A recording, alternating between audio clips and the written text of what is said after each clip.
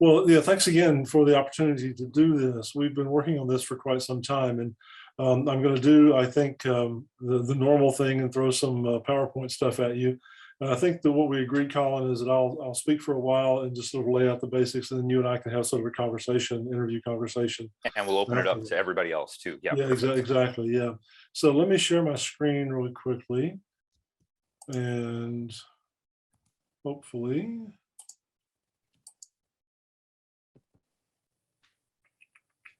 A little bit of a lag time, for which I apologize.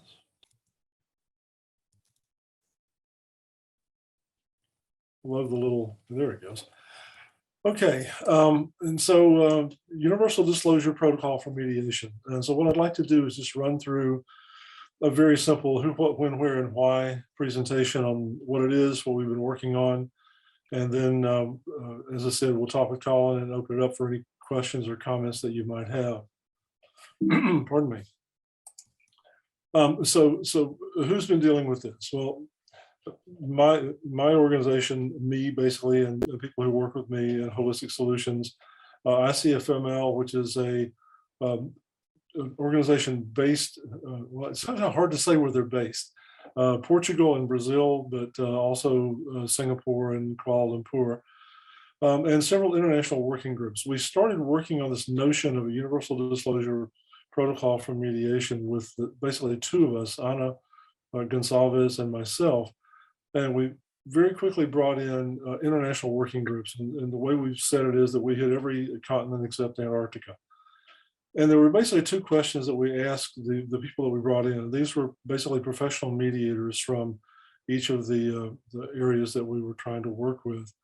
And the two questions that we basically asked were, first of all, is trying to create some guidelines, some protocol for disclosure for mediation a game worth the candle? Is it worth the time to actually work on doing this? And if the answer to that is yes, the second question was, okay, what should be in it? What should be the elements of a protocol that we would use to disclose to parties before we begin mediation? And so over a period of about a year and a half, we worked with the working groups and got in their recommendations. And pardon me. So we came up, what they came up with almost unanimously. It was really quite interesting, the amount of unanimity that we had. A set of topics that we would discuss with parties before starting mediation. There are 7 of them. First is choice of law. Second is conflict of interest. What, if there is any, how does it operate? What is it and how do we deal with it? Language skills of the mediator and the parties. Confidentiality protections, and this has to do not just with technology confidentiality, but other confidentiality issues. Mediation style, credentials of the mediator, requirements of local law. And so the working groups that we had from around the world basically said, if we're going to have a series of things that we all should talk about, these are the ones that we're identifying. And I would suggest immediately that these are the first draft, the first round, and we hope that we'll get a lot more commentary, and we may refine these, may change them, may add to them, et cetera. But this is where the working groups said we should start. Basically, one of the things that was driving our interest in this was the fact that agreements to mediate and openings for mediation are all over the board. I have seen agreements to mediate that are 1 paragraph long that basically don't say much more than, yes, we'll agree to mediation. And I've seen agreements to mediate that are pages and pages long with multiple paragraphs and quite comprehensive. The issue that we were really dealing with is the notion of self-determination on the front end of mediation. It's much more common to talk about self-determination in the sense of, at the end of a mediation, you have the option to either agree to or not agree to a settlement or an agreement, a resolution. But mediation, the notion of self-determination, in my mind anyway, starts when I agree to work with you as a mediator. I'm offering myself into this process. And part of what we were trying to do is figure out how do we guarantee that people know what they're getting into when they enter mediation with a particular third party. And so these are the areas, the elements that the working groups that we had put together suggested to us would be the baseline. If you don't talk about anything else, you need to talk about these things. And so when we're doing this, we started in August of 2019. The concept was actually introduced and the team was put together back in August of 2019 and worked together through 2020 and into 2021. It doesn't sound like Green Airport has been canceling any flights. That's good. So I think we've got a little background noise. Don't worry, I muted Brian. He didn't intend to share that. Please Okay. continue. Yeah, so in 2021, we got the recommendations in and created a website for the UDPM, which is now up and running. So where? Basically rolled it out at the inauguration of the Singapore Convention on Mediation.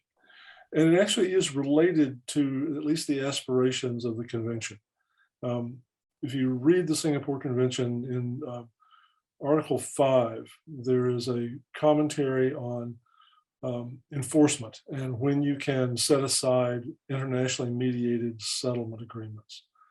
And essentially what it says, and I'm quoting it almost exactly here, is that you can set aside a mediation settlement agreement if there is a gross violation of mediator or mediation standards. Well, the problem always internationally has been that there really aren't any one set of standards. There are many ways to do mediation. There are many locally required, some legally, some regulatory elements that you have to enter into with mediation. So if I'm going into mediation, especially in an international context, it's not a given that I will understand what the parties and the mediator all understand is going to be the thing that we're doing. And so if I then want to challenge the legitimacy of a settlement agreement, and one of the ways that I do that is by challenging whether or not there's been a violation of standards. Well, if I don't set any standards, if I don't talk about what I'm going to do, then there really isn't a basis on which I can make that claim. What we're trying to do with the UDPM is say, look, in the absence of standards that will regulate how we do mediation, because that's not really what we want to do, here's a set of standards that will make sure that everybody knows what they're getting into. It will set a groundwork. It will set expectations for the mediation process. And if someone is upset with the mediation process afterwards, they have these things to look back to as what we said we would do. And if we did them, then you entered into it willingly and there has been no violation of standards. So it's not regulatory, but it is sort of guidelines that will help move us toward the notion of what's normal in a mediation. But it's normal for a mediation as it's being conducted by a particular mediator with a particular set of parties. So why do this in the first place? Well, again, self-determination, there really aren't any universal elements of mediation. They're according to the Schoenville's study back in 2012, there are about 50 different ways that we do mediation in an international context. But self-determination is about as close as you get to being a universal element in mediation. And so what we're trying to do is figure out how can we encourage self-determination and set up a situation where parties get what they're expecting and get what they want. If you look at the protocol, basically the first thing we're trying to do is help reduce cultural bias and national bias. You'll never get rid of it, but if I know what you're going to do, and that's contrary to what I'm expecting because of the way I approach mediation, we can talk about that before we begin mediation. So if it doesn't do away with bias, it at least helps us talk about the fact that we may have differences in how we would approach mediation. It makes the process more transparent. Again, for people who are used to being involved in mediation processes, they'll have a good sense of what's going to happen and how they're going to operate in terms of their roles. But it's not always a given that people know that, and it certainly isn't a given that everybody comes into it with the same idea. So the transparency of the process we think is important. It respects mediation styles. If there are 50 mediation styles that are out there, the protocol doesn't say that you have to do any one of them. All it says is that you have to talk about it. You have to let the parties know what to expect and adjust the style to what the parties are willing to agree to as a way to enter mediation. And finally, again, it gives a basis for determining standards of a sort. And I use standards in quotation marks because, standards development processes are very specific. And these are not standards, they are guidelines. They are things that one may use to help determine how we're going to behave and what our roles are for any type of mediation. Pardon me. So we have created a website, which is on the screen. And what we're asking is that people look through the material on the protocol and decide whether or not to endorse the protocol. And if you're looking for more information, there are two things here, and I'll share these with Colin, and he can post them for everyone to see. There are two articles, I suppose you'd call them, that really describe what we're trying to do with the protocol. And they're available for you to have a look at and to get more information, as is the website. So that's my spiel. And I'm happy to take questions, arguments, criticisms, etc., if anyone has them. Well, you'll already see in the chat, you've already got some criticisms. I think Bob said the goal is admirable and needed. Lots of standards are equivalent to no standard, which I think is a very good point.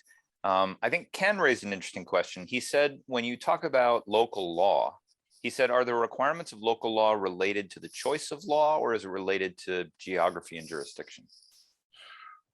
Well, I think everybody on this call probably knows as much about this as I do in terms of what's out there specifically. But basically, there are requirements. Well, just as one example, in some places you have to have certain credentials in order to be a mediator. So if you're operating in that environment, if that's where you are, you should disclose that because it's an element of the mediation.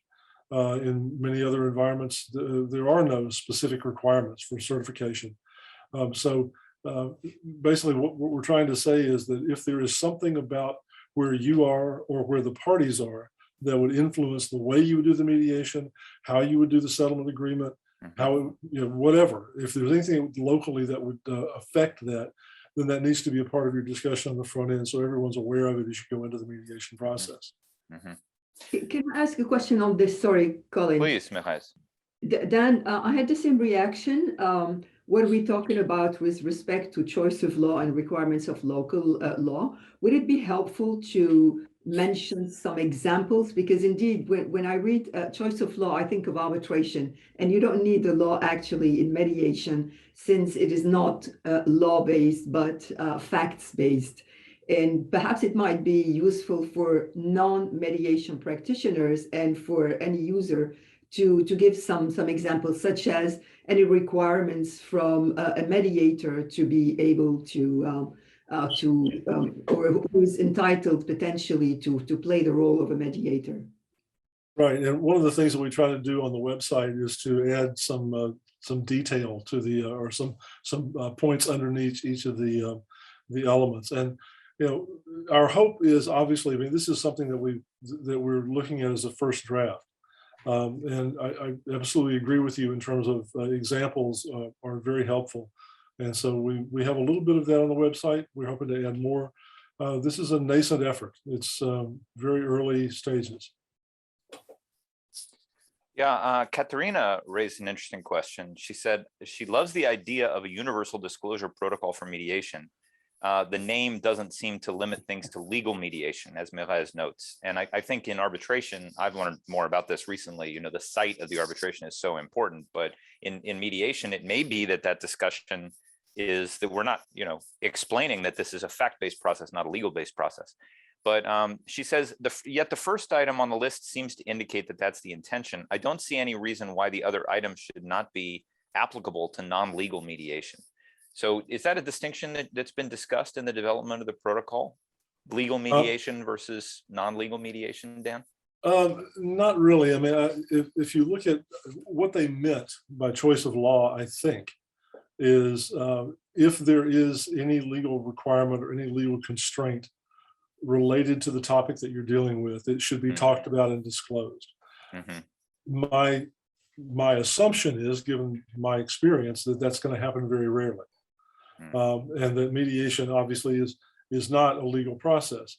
It's an extra legal process, but one of the reasons that was given for creating the Singapore Convention in the first place is that international mediation settlements are not favored by many people because of the issue of enforcement.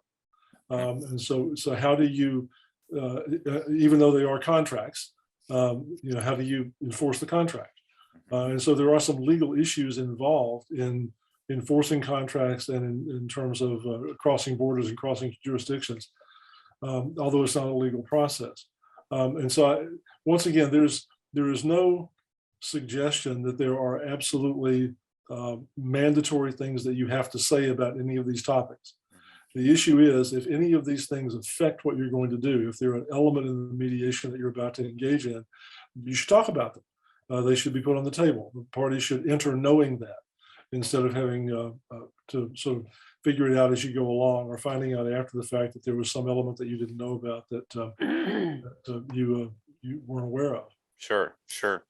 Well, I think just raising it as this is one of the topics for disclosure, it doesn't necessarily say what the content of that disclosure may be. It may be that you say, okay, well, in Florida, mediators are required to have this amount of training, and I'm disclosing that I have that amount of training, but someplace else might not have that same constraint. So it's just a concern that needs to be addressed in the checklist of concerns. I see Ms. has your hands up. Did you have something more you wanted to say?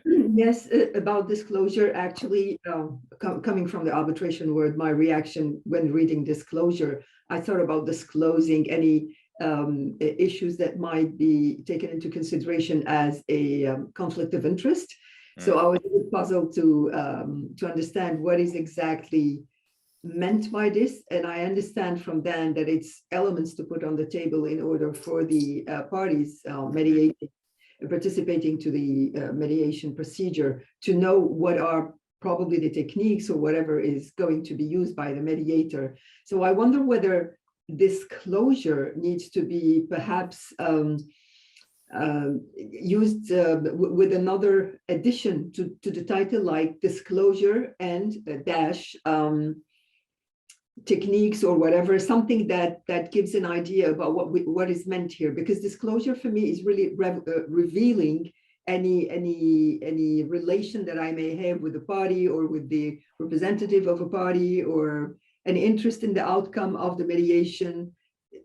So for me, it's really related to conflict of interest, as opposed to what are the techniques or what are the elements that I'm going to put on the table in relation with the procedure, not with any relation that the mediator may have and that may be regarded as a conflict. Well, yeah, I understand where you're coming from, Marez. I guess one of the reasons that we use the term disclosure is it's in a more general sense. So for example, in most of us who are trained in North America are taught that that generally speaking, when you go into mediation, the third party is not a decision maker. The third party is not going to basically even offer advice, perhaps. It certainly is not going to offer legal advice. And that you're going to be if not neutral, which I don't like that word, but if you're going to be a disinterested third party who's trying to help the conversation along. Well, when I was with the National Mediation Board, we did a survey of the clients that we dealt with in the transportation industry, and their unanimous, really, response to us was, well, if you don't know our business and if you're not willing to tell us when we're being crazy and make some good suggestions here, you're worthless to us. Yeah. Right. So as a mediator, what we want you to do is we want you to be an active member. So if I'm trained that way, and I am facing parties who are used to mediation in the sense of a neutral party who's not going to mess with my business, then I probably need to let them know that that's my intention. And if they're not comfortable with that intention, they can tell me that, and we can adjust what we're doing so that we're both okay about getting into the mediation process. So we had in mind disclosure, not so much in a legal sense as you would do in arbitration. And I'm familiar with that as well. We had disclosure in the sense of, let's be open about what we're going to do and what we can expect all across the board about my role, your role, how we're going to operate, et cetera. So that's what we had in mind with the notion of disclosure, not just disclosure of conflict of interest. Also, that's a major thing, but disclosure of all of it. This is what we're going to do. This is the space we're creating to do mediation together. Are you okay with that? I see, Sharon, you have your hand up. Do you want to comment on that? Well, not particularly what Daniel just said, but my perspective is I work for the state court system in the US, and we handle a tremendous number of self-represented litigants who are ordered to mediation. And so the idea of self-determination is always on top of mind for me. And one thing in the general process provision in C3 that I really would encourage folks to think about is to have an explanation of how mediation is tied into other forms of conflict resolution. You know, this is the general dominant justice system, and self-determination is important because in the dominant justice system, your ability to determine the outcome of your dispute is taken away.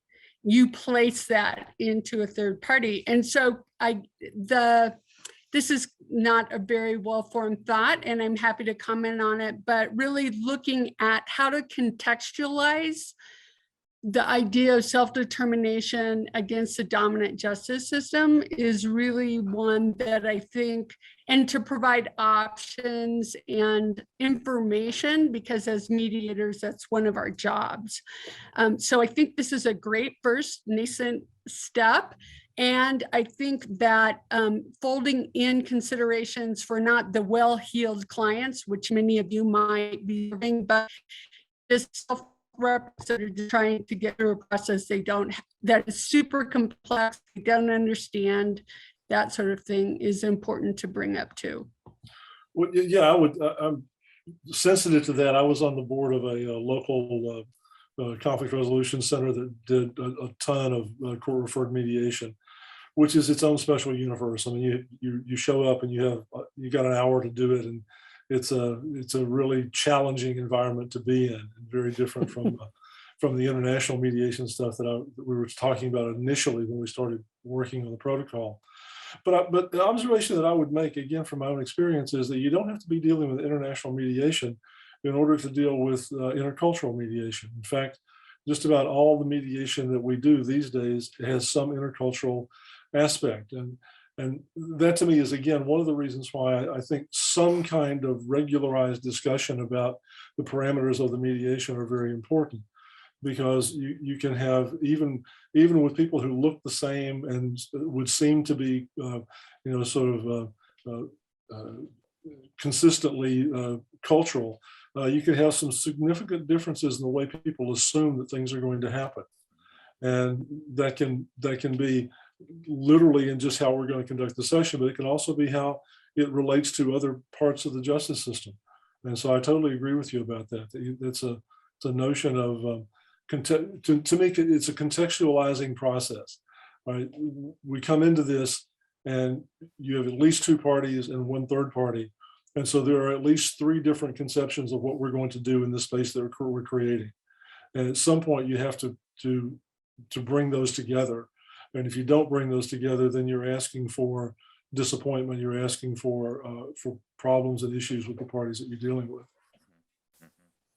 Well, another thing that I have to be reminded of is, a lot of our parties have no idea what mediation is. I mean, right. I've told this story many times, Dan, about at eBay when we would bring people in off the street and tell them about mediation, and 90% of them thought we were talking about meditation. I mean, we get into a discussion of, is this going to be an evaluative or a transformative mediation process? And people aren't even clear that mediation is an arbitration. I mean, they don't know what these words mean. So right. It's very important we get back to first principles and put it in language. That's one of the challenges of the legal system, is that you go so far down the rabbit hole of legal language that the pro se litigant is just lost from square one. I mean, a minute into the process, they're already confused. So I like the idea of pulling this back and saying, every time we do a mediation training with new mediators, you give them that paragraph, because here, start with this. These are the things you need to say. But it's easy to forget, if we've been doing this for 10 years, that the people who are coming in, they have zero understanding of this. So we've got to really lay it out cleanly. Sure. I sent more than one time, I would send somebody over to get credentials for the National Mediation Board. They would come back with badges for the National Medication Board. I get that which, with, which by the way, wasn't probably all that off, but that's another story. right. Yeah. I think I told somebody once that I work in ADR and they said, oh, adverse drug reactions. I'm like, no, it's dispute resolution. You know, can I actually, I want to share my screen because I've been looking at your website. And it has some additional components here. I clicked on protocol on the website. First of all, kudos to you for this website. I think it's great. It's extremely clear. And it does have a discussion based on what you were discussing before with Mirez, talking about defining disclosure and defining self-determination. And then down here, there's a couple components here in the elements for disclosure that I felt you didn't talk about that much in your presentation. Obviously, we did talk about conflict of interest, but I was also thinking, what about technology? And Sure. I see this is called out here on the website. And we did talk about, you know, site of arbitration, but venue, impact of venue, that's another interesting one. So I just wanted to give you a chance to talk about these two as well. Sure. And, you know, obviously with my background, Colin, you and I have been sort of knocking around the technology and dispute resolution world together for quite some time. Mm-hmm. I think that this, one of the things that, how do I start this in a sort of a gentle way? There are very few basic mediation training courses that deal in any substantial way with the idea of what impact technology has on our work. We're beginning to get those because COVID has made us think about it. But for example, here in Virginia, I've been on the Access to Justice Commission, and I'm working as sort of the unofficial advisor to the training standards folks for the Virginia mediation certification. And it's really difficult to figure out and to sort of put forward the idea that basic mediation training these days should talk about what's the impact of the technology that you're going to use. What is it doing to your practice? I mean, we tend to think about that period of time in the use of technology when we had things like good video conferencing. We had bespoke programs for ODR that were available. But you know, my argument has always been that from the very first day we used a desktop computer that was not connected to the internet, we introduced an element that changes the way we do business. If it doesn't do anything else, it changes the way we can talk about confidentiality. You know, if I'm using paper and I'm talking to you face to face, at the end of a session, I can shred that paper and it's gone. And I can make the claim that I don't remember what you said. And the notion of how I can maintain the confidentiality of your information is pretty straightforward. The minute I start putting it onto a disk, a hard disk on a computer, that changes. So the only way I can say to you, I absolutely don't have that anymore, is to take that hard disk out and destroy it. Right? And when I start then talking about doing anything in the cloud, that adds another whole layer of complexity. And I think we do a very bad job of teaching new mediators how to first understand that, and second, how to deal with that. But I certainly think that as we're talking about bringing people in to work with us, we should be discussing those issues. And I think probably for me anyway, the notion of confidentiality is probably the largest one. It's the one that carries the most weight because it has the most impact on the parties' information going forward. But it also has to do with simple preparation. It has to do with how I deal with the parties coming in terms of how much time I take to get them ready in the environment that I'm creating. So the arbitration work that I've been doing, we write into the agreement that you have to come to a session before we do your actual arbitration. You have to come to a session where we will do everything we're going to do in terms of functions without thinking about your issue at all. And so we come in, we don't call it a training session, but that's exactly what it is.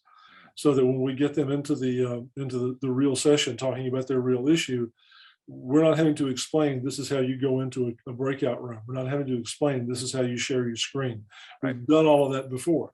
So I think when you look at the way we're using technology now, and I think we're not going to ever go back to where we were before, assuming COVID is ever out of our lives, which it may not be, but we're not ever going to go back to those days before.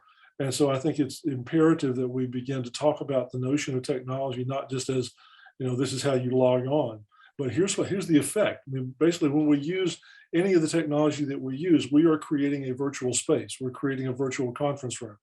And we need to be respectful of that conference room and let our parties know what impact it's going to have on them. And so that's where the issue of technology comes from.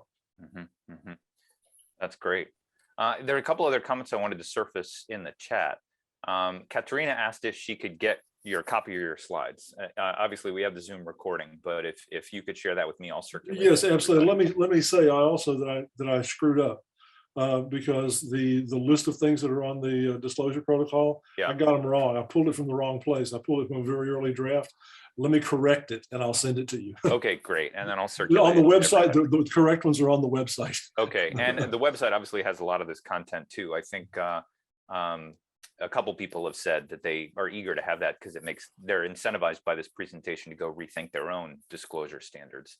Let me say one quick thing about that. What we were not trying to do, and what all the people who are working with us were saying is, we're not trying to say, this is what you have to say. What we're trying to say is, these are some areas that are important to self-determination and successful mediation. These you should think about, and if they're an issue, you should talk about them with the parties that you're about to enter mediation with. So what we're trying to do is say, there are some things that are essentially universal that would be important for the parties to understand and to agree to. How you approach that, what you say, how it affects your specific situation, it's all over the board. It can be anything. But these are general areas that we think are important to establish some commonality for among the participants in mediation. Well, I think Brian made a comment that also, and I see Mavez has her hand up, but he said, look, one of the reasons why you want to talk through this and really detail the process is because sometimes your parties don't want mediation. Like maybe they want coaching, maybe they want facilitation, they want a different process. And unless they're crystal clear about what mediation is, then you yourself don't know what it is that they want. And that's why this initial discussion is so important, so that you can make sure that you're designing a process that meets the needs of your parties. And the last thing I'll say before I go to Mavez is, Sharon says we need plain language. This is something I've learned from the court work that I've done. Oftentimes text turns people off. There are certain people that don't, their complex language, wordsmiths like to say, well, let's choose this word or this word because it has a subtle meaning. But other people, maybe that's not their jam. That's not really the best way that they can absorb that information. It would be an interesting thing to think about a more graphical approach to this, or even like a video that was animated that says, look, this is what mediation is. This is about what you're going to get into. And that would be an interesting resource to put in the hands of mediators that they could potentially share with their parties. But let me go to Mavez first. And what were you going to say, Mavez? I was going to make a comment regarding protocol. I see that Bob has made a comment. And actually, it's the same problem in the dispute resolution world, I would say, because we use protocol guidelines, checklists, best practices.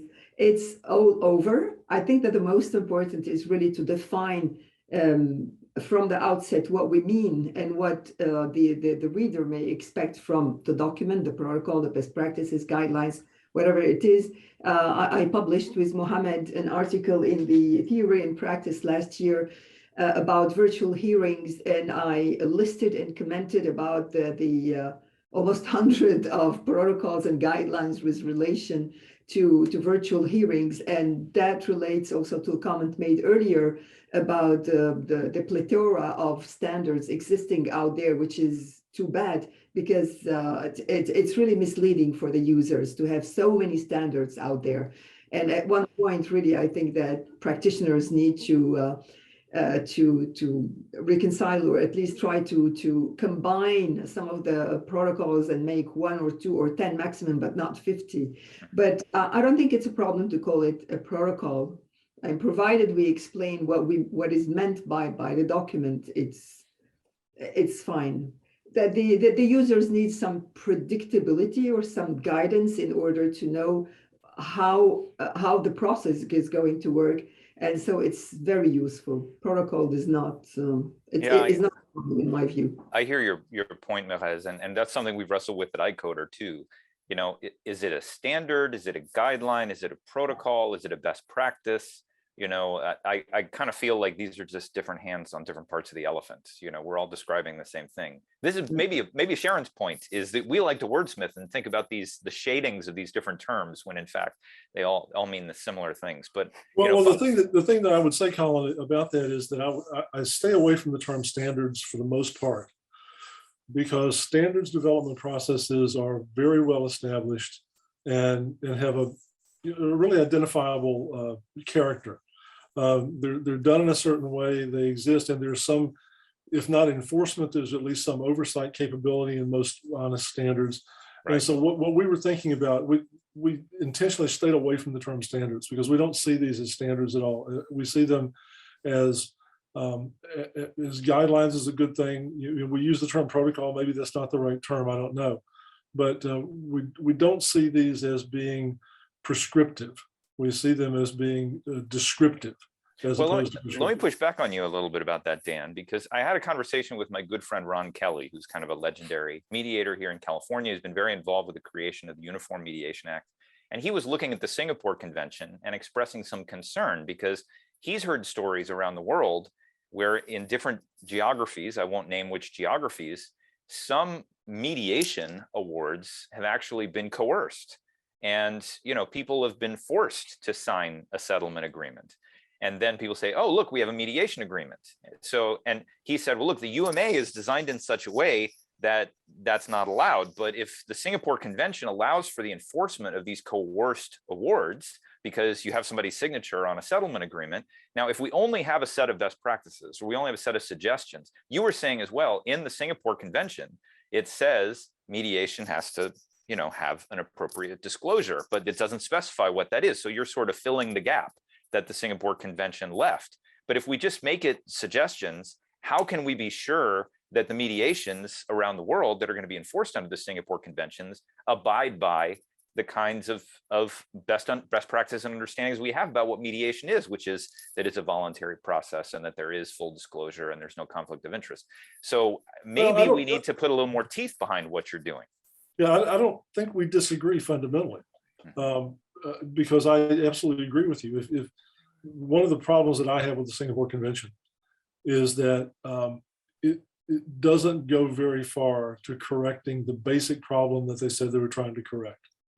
Because essentially, my understanding, and this is from people who were involved in the process and also from what's been written about it since it's been put into place, is that there were a couple of things that were barriers to mediation being a preferred method internationally for settlements. One is that people didn't understand what it is. And so you have to basically say, look, it's a viable thing. Here it is. It has some standards, which even though it doesn't, it has some parameters around it. And the other thing was enforceability. And basically, I don't, you know, I shouldn't really say this like this, but I don't really think it does a very good job of either one of them. And so I strongly agree with you that some standards are absolutely necessary, but they're standards having to do with the kind of thing that you're talking about, and that is coercion versus self-determination, things that are fundamental to whether or not people are entering into a process that they control. And so those, I fundamentally agree with you that those standards need to be there. I think it's a game that's not worth the candle and probably a losing game anyway, to say, okay, we're going to create standards for how you do mediation. Right. Because there's so many ways that are legitimate to do it. I mean, if there are 50 ways to do mediation that are out there, each one of the people who does those thinks they've got the right one. Right. Sure. And they are correct in some circumstance. Yeah, for the right and party. They have and they have the wrong one in some circumstance. Right. And so trying to standardize that, I think, is a really difficult issue. Trying to standardize what the way we treat people who are in mediation is, I don't think, a losing game. And I agree with you about that. Absolutely. Let me surface a comment from Ken, because I know we're getting shorter on time. He talked about the transparency theme is one that's so important to reach the level of understanding needed for everyone in mediation, especially if you're going to enforce mediation in the legal arena. And I think that is something that's important to emphasize. Transparency. Is that called out explicitly in the standards as well? Yes, it is. We do talk about that. It's a sort of a fundamental reason why we were doing what we're doing. Protocol. Yep. Is that, yeah, if I want to if I want to invite you into something, I need to let you know what it is. I need to make sure that you understand what you're getting. And the enforceability thing too. I mean, the other thing about that is, Merez mentioned Mohammed, who she wrote with for the book that we just published. I've heard from Mohammed that because mediation isn't trusted in terms of enforcement, he has actually had situations where he has gotten a mediated settlement, has given that to an arbitrator to issue as an arbitral decision word for word, so that it is now enforceable. And so I'm not sure the Singapore Convention does an awful lot to change that situation. It was a goal, but I'm not sure it really kind of gets there. So anyway, that's just a sort of a side observation about that. Sure. Well, we could do a whole nother session on the shortcomings of the Singapore Convention, but it does seem to me that it moves the ball forward. And when people say, oh, well, there's a risk of coerced, yeah, it exists. When there's a risk of coerced mediation settlements being enforced under Singapore, well, I've heard stories, again, the geography shall go unnamed, about arbitrations where one of the parties, like a bank, is essentially writing the decision and sending it to the arbitrator, and they just sign it, and then they issue it as an arbitration decision. Now, that's not coerced, but it's completely a violation of the principles under arbitration. And of course, they're enforcing those outcomes under the New York Convention. So the problems in Singapore exist in New York as well. And I think it's down to us in the field to essentially establish these protocols and establish best practices and police the services that are being delivered to minimize the risk of that abuse. So I don't think Singapore solves it, but I don't think it's a new problem. I think it exists. Well, and I'm glad that there was a conversation about it. I'm glad that there's movement, as you said. Yeah, absolutely. Brian made the point, and I think it's a good one, even covering mundane topics like, credit card numbers and session notes, there is sort of housekeeping things to be dealt with in disclosures as well, not just sort of philosophical concepts. I think that's a good point. Oh, and, yeah, absolutely. I totally agree with that.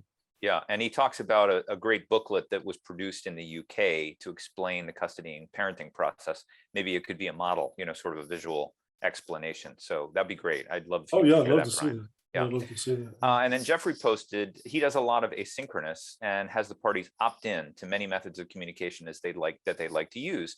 So I have options to use with them. So I guess it's like a checkbox. Which of these mechanisms would you be willing to use? I may use 2 to 3 different communications channels with each party in a single dispute. I think there's an interesting aspect of sort of automating this with technology too, and having the fourth party come in and do some of these disclosures, because then it's not so much me as the mediator. Like the face-to-face model is we sit down and I, the mediator, say, okay, well, here's everything you need to know about this process. But obviously in an online environment, we may come in and then there may be a form where it's not just informing people, it's also getting their preferences. We may use technology throughout this process. Here are some different channels we might use. Which of these would be acceptable to you? Like that's an interesting way to jointly work out maybe some of these issues as well. And I think there's some research that shows asking people to fill out a form and make choices, they actually absorb the information better than if you're just telling it to them. So I like Jeff's idea there. What do you think about that, Dan? Well, the reason, again, to back up and why do we do this in the first place? One of the reasons that drives me is that I think that the ethical pursuit of mediation, it's basically a human to human interaction. That's the process that we're in. No matter how we use technology, no matter what the fourth party is going to do, ultimately at the end of the day, we're talking about human beings who are dealing with each other. And I think in order to do that in an ethical way, we have to be as open, as transparent, and as clear as possible about what we're asking those people to do and what we were going to do for them or to them. And so this whole notion of giving people choices, I think is fundamental to the way I think about dealing with parties. I was like most everybody here. I'm old enough to say that I was never actually trained in mediation. I sort of picked it up by osmosis. But I've done a lot of training and I've been around a lot of training, and my biases are developed by that in a way that is the norm in North American mediation. But I've done a lot of different styles, and the reason I realized I needed to do that was because of my own failures. I had a case many years ago where we're told you got to level the playing field, and so I was working with a set of parties, one of whom was a medical doctor and a supervisor in an area, and the other person was a staff member in that area. And I was pursuing what I thought was the proper way of doing this. I was trying to create this level playing field and make everybody feel that were empowered, et cetera. And it was going south in a hurry. And I did a caucus, and I asked, what can we do better? And the non-supervisor, the employee in this situation, looked at me and said, "Look, you're treating me like I have the same amount of power and authority as he does. That's crazy. When we're done with this mediation, I'm going to go back and I'm going to be his employee again." And so I'm very uncomfortable when you try to force me into responding as though we are actually equals. We're not equals, and we're not going to be equals. And I'm very uncomfortable with that. And so we adjusted, obviously, and I got through that, but it highlighted for me that what I think is right may not be what is right for the parties that I'm dealing with. And so this whole idea of disclosure for me is if we're going to do this together, I want you to be quite sure you really want to do it. I want to invite you into something, and you know what you're going to be getting. You know what I'm going to be doing. We know what our roles are, and we have agreed to that on the front end. And that means I got to give you choices. If you say, "I'm not comfortable with the way you do this," I've got to listen to what you say and try to, if I can, and maybe I'm uncomfortable doing it, but if I can, adjust to what would be useful and what would be effective for you.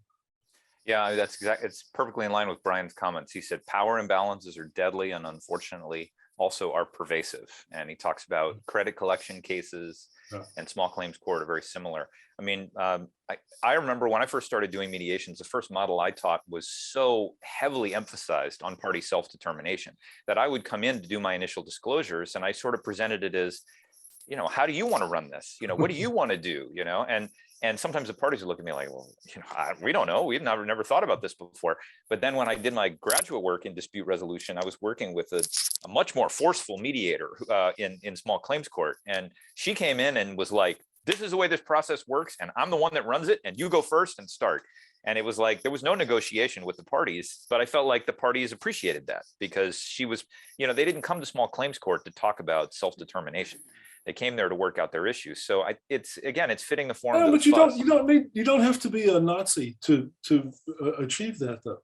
Yeah. I mean, the way I start to work with the parties that I do is I do an individual discussion and I say, "Look, all things being equal, this is what I'm going to do. This is the way we're going to run this. Right. You got a problem with any of that? Does it bother you? Or are you okay with that? Is that all right?" Yeah. And so I don't have to say we're going to do it my way, but I can say this is my way. Well, what do you think? that's an important distinction to come in and say, "Look, I'm not a blank piece of paper. Like this is the process and I'm happy and I'm here to run this process.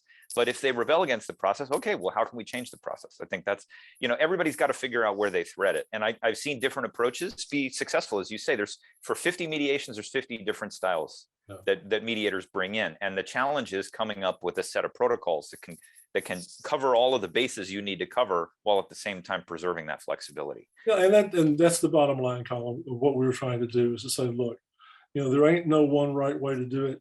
There are lots of ways that you can do it, but these are things that are fundamental, that are central to the practice. And you probably ought to be able to talk to your parties about those to make sure that everybody's on the same page.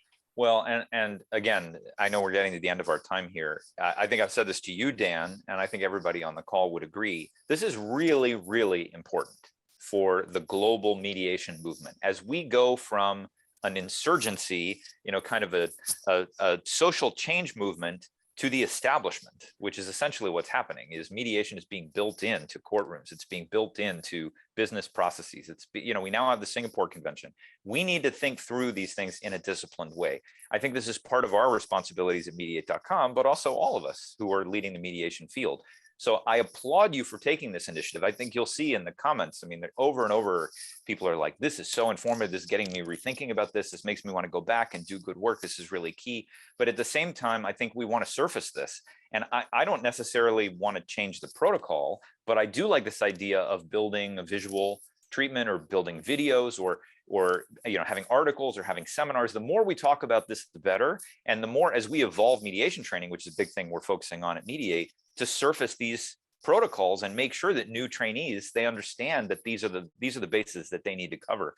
I think that's going to be really, really important. Well, and just say very clearly that Anna and I and the folks we worked with in the working groups, we don't necessarily think we got it right. We just put it on the table.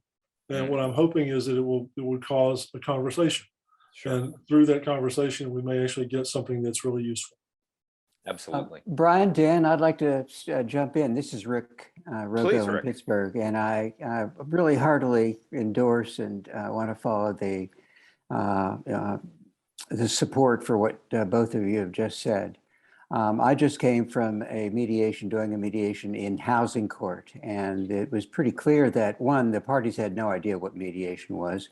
Two, the housing court had a different need or perhaps desire from their mediators in the mediation process than I traditionally might bring to the process. If I'm doing a labor and employment mediation in construction, I might take that process in a very different way and the communications in a very different way than doing a housing settlement that the court is really looking for to have happen in a two-hour period.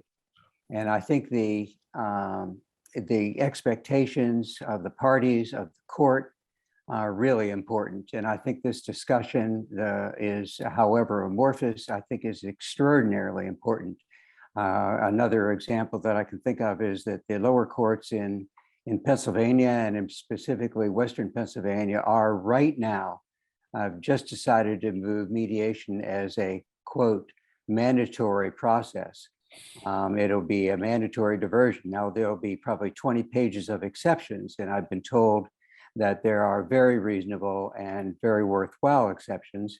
However, it's also a very supportive document of the mediation process. This is a paradigm shift for our court system here in the lower court system. So again, I use this as an example that we are being successful with our process. It might have taken the last 30, 40, 50 years to get it moving. But as we get more success, we really do want to engage in these kinds of conversations so that we protect the process ourselves, the parties, the courts.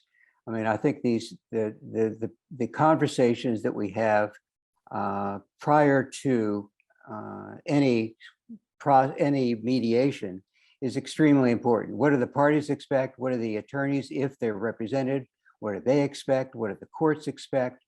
All of that has to do with, in addition to the things that you've talked about in an administrative way with confidentiality, technology, and all that stuff. It all plays in a really confluence way. And I think what you're doing is very, very timely and very important. And I thank you. Well, we're going to be asking for a lot more comment in a more formal way. I'm going to work with Colin on that to sort of drag the ICODR members and the National Center members into the conversation. Because our goal was never to hold on to this. Our goal was to say, look, if this is a good idea, let's put it out there and let's let everybody have a hack at saying what it should say and how we should operate with it. Absolutely. Yves, what did you want to say? Yeah, just the last word about the last comment you made, and then regarding the standards. And I think it's really important to have not standards, but I would rather go with protocol, because not only it's important for predictability, but hopefully with the time with having consistent practices across the board, hopefully. So this is an excellent work, Dan, and thank you so much. I enjoyed reading it. Well, thank you, Mirez. I couldn't agree more. Please do look at the comments, Dan. There's kudos from Elizabeth and from Katharina and from Brian and from Kenneth and Jason. You know, Rick, I want to emphasize what you said. I think as mediation becomes mandatory around the world, it's very odd to have our protocols say, this is a voluntary process and you're in charge. So the court says you have to do this, and they come in the room with us and we say, oh, this is a voluntary process and you're completely in control. But it's so important that we establish mediation, the ownership of mediation and mediation outcomes lives with the parties, especially if we have institutions around us that may be contradicting that message. So we need to set it straight. So with that said, we're at time. I think this could go on. I think you can see everybody's really enjoying it. But if everyone could join me in a round of applause for Dan to thank him. Thank you. Thank you so much, Dan, not only for joining us today, but all the great work. And there's much more to You'll come. hear from us. You'll hear from us. We'll be asking for your help. Absolutely. Absolutely. So take care, everyone. Stay well, stay healthy, Bye all. and we'll see you next month.